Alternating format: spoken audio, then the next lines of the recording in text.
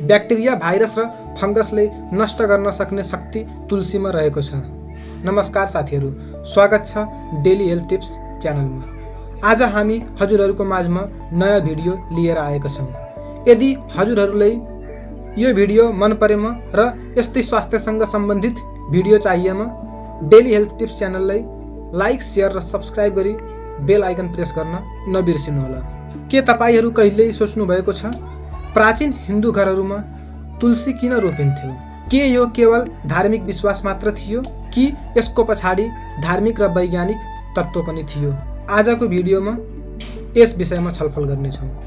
तुलसीको पातमा युजेनोल र उर्सोलिक एसिड नामक तत्त्वहरू पाइन्छ।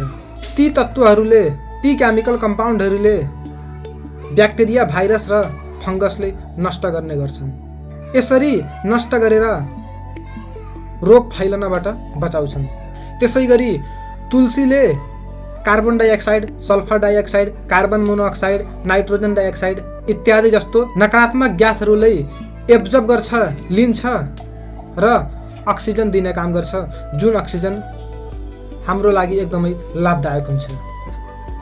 त्यति मात्र नभएर यदि तुलसीको पातलाई दैनिक सेवन गर्ने हो भने यसले हाम्रो शरीरमा रहेको WBC व्हाइट ब्लड सेललाई एक्टिभेट गर्छ र त्यस व्हाइट ब्लड सेलले हाम्रो इम्युनिटी पावर बढाउँछ, हाम्रो रोगसँग लड्न सक्ने शक्ति बढाइदिन्छ। त्यसैगरी खोकी, रुगा र दम जस्तो समस्यालाई पनि यसले हटाउँछ।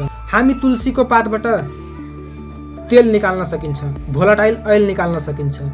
तुलसीको पातबाट निकालिएको तेलले लामखुट्टे जस्ता किराहरूलाई हामीबाट टाढा राख्छ।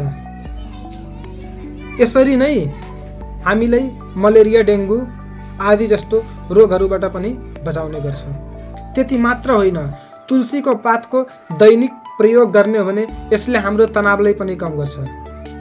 यसले कर्टिसोल, स्ट्रेस हार्मोन नामक हार्मोनलाई सप्रेस, दबाई दिने काम गर्छ, जसले गर्दा हामी तनावबाट मुक्ति पाउन सकिन्छ।